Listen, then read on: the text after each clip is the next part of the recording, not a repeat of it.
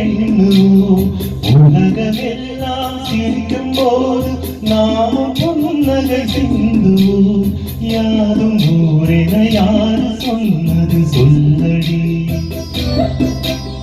பாடும் நம் தமிழ் பாட்ட சொன்னது கண்மணி.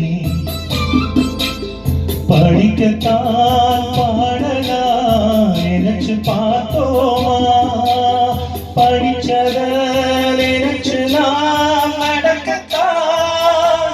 கேட்டுக்கோரா சாதி தமிழ்நாடாச்சு, இந்த நாட்டுக்கு நாமாச்சு.